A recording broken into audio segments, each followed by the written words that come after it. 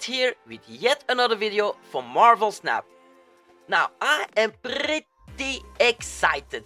Why is that? Because we are getting closer and closer towards the end of the month, which means we are getting a new season that is about to pop up.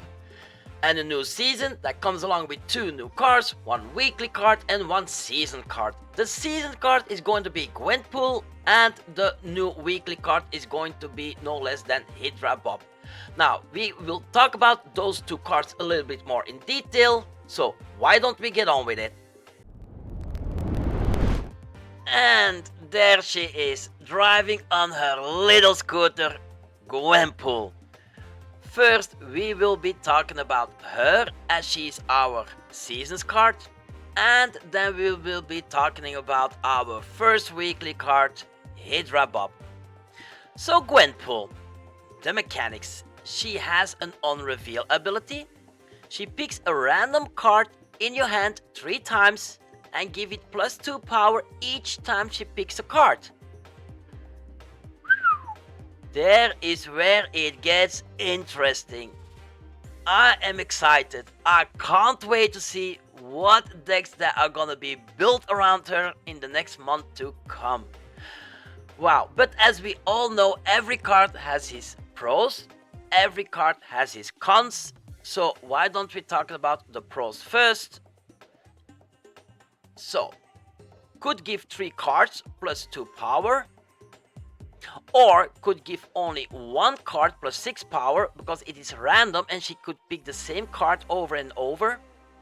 Or she could pick 1 card and give it +4 power, the last card +2 power, or 1 card +2 power and the last card +4 power. 4 options to go from. You just don't know. It's going to be a secret.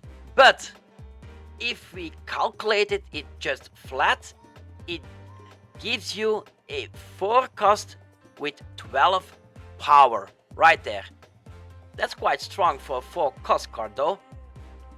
But this is only counted as flat, because if we use some cards in senergie, I mean, we could get great powers right there. For example, if we have Black Panther buffed 1 time by GwenPool, that's gonna be 6 power. 6 power split in 2, that is 12 power Black Panther on 2 tiles. That is pretty strong. But we also could go even further. If we have Wong, obviously if we are able to pull Psylocke on turn 2, Wong on turn 3, GwenPool on turn 4, wow, that is gonna be 12 power instead of 6 power. It just doubles up. That is going to be a 418 card. That is pretty strong for cost card. Can't wait. But of course we have plenty more options to go from. We do have Sebastian Shaw and more cards to come. The list just goes on and on and on. Anyways, it has some diversity because it could be used in a variety of decks. These are more or less the pros that I could think of. So let's dive into the cons right now. The cons. Let's talk about the cons of Miss GwenPool. The first one that I can think of is, of course, not knowing which cards is going to get the power. Which card is going to get buffed? Imagine when you are playing the game and you just don't get the power on that particular card that you really needed to win you the game. That could lead in unwanted situations, right? That could even lead you into losing the game. The second one that I can think of is, of course, if you can't lay it down on turn 4, would it still be good? Fair question, right? In a normal gameplay, 6 turns, if you can't lay down on turn 4 but only on turn 5, gives you only an extra 4 power on the board. If you can only lay it down on turn 6, gives you just a flat 4 cost 6 power, because you will not get any benefit of the mechanics. So would it be good if you can't lay it down on turn 4? In my opinion, no. Now the next one, it's also a sad one because I don't think this card is going to reach the meta. And that's really sad for a seasons card. We need to play with this card a whole month, at least every weekend. But other than that, why not? Because it is just not trustworthy. You can't build on it 100%. It is just a little bit too much of a surprise. And obviously, the last one, if you follow the theory crafting of Marvel Snap, the mechanics were changed many times during the last month already, and people were so excited about some changes, but now they might be excited for the wrong reasons, which would lead into disappointment. But don't get me wrong, because this card could still be a lot of fun. So my suggestion to you is try it out, give it a go, and you never know where this will lead you to.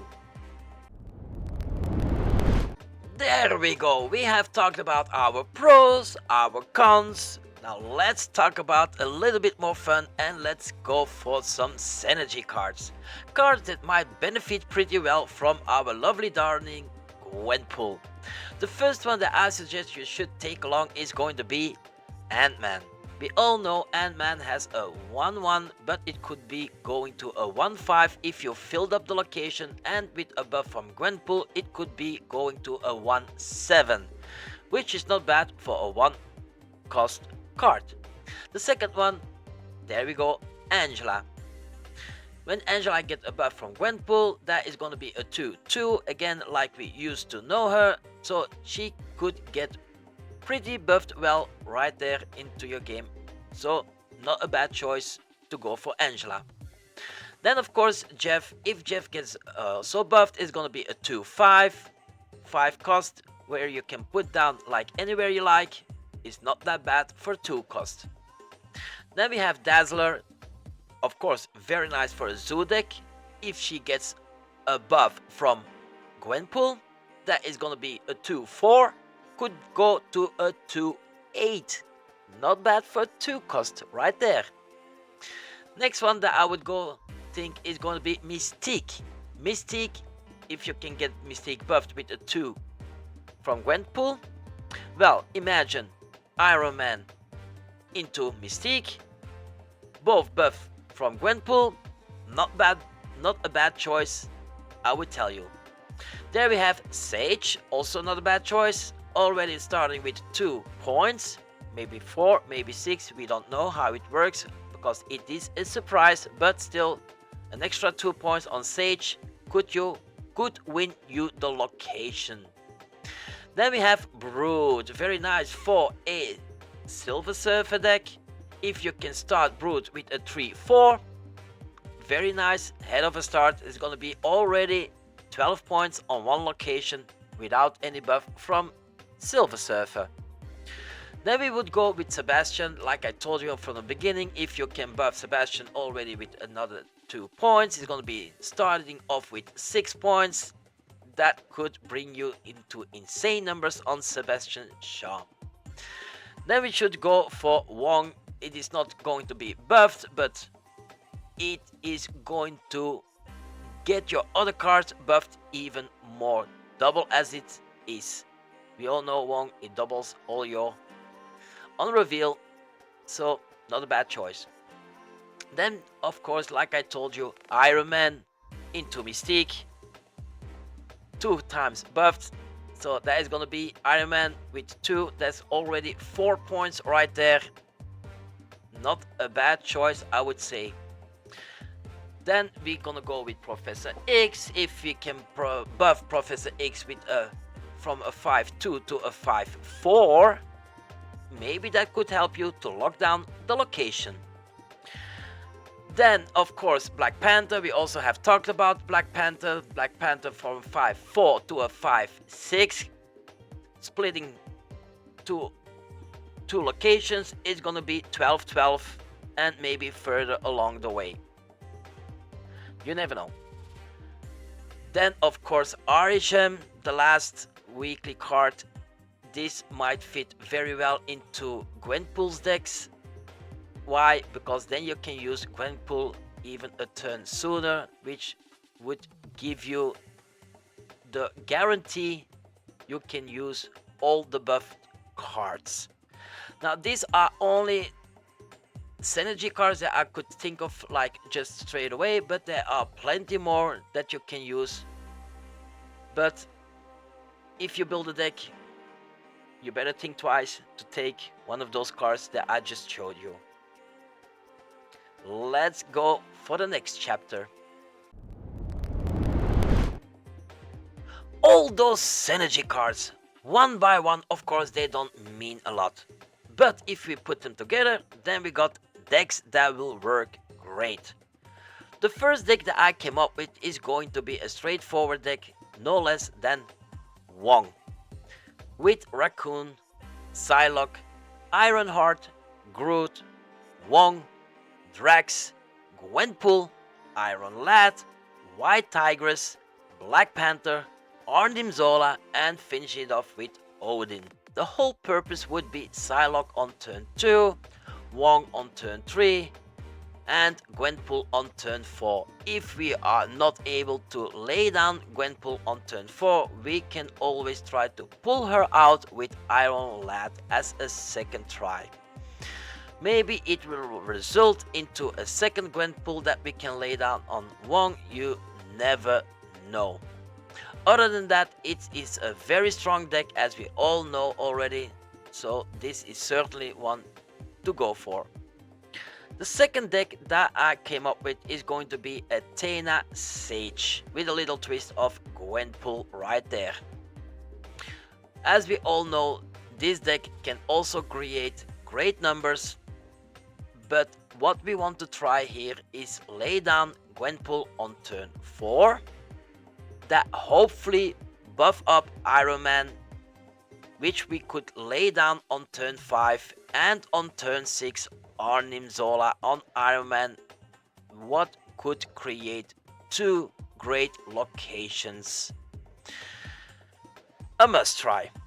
The next deck that I came up with is going to be very surprisingly a ongoing deck. Now, an ongoing deck. Why? All the ongoing cards benefits from GwenPool. Not only that, also Gilgamesh benefits onto this. Not going to dive into this one, but certainly a deck that you need to try out, and you would be very surprised about the numbers. The last but not the least is going to be a straightforward Silver Surfer, but with a little twist, because I have left out Sarah, but I jacked in Ardichem. So why did I do that? So you can fill up the board already on turn 2 with your 3 cost cards altogether. Also, this deck should result in great numbers. Certainly want to try out. Now, altogether, a very decent card with a lot of fun, a lot of secrets, a lot of power. The only thing what you need to do is try it out and see how it goes for you. Now, before I will end this video, I told you into the beginning that we will be talking about our next weekly card, first weekly card, Hydro Bob. But I'm going to split the video into 2. So if you want to check out the Hydro card video, just check the video right there and you will get to know everything what you need to know. Other than that, I wish you happy snapping, and until the next one.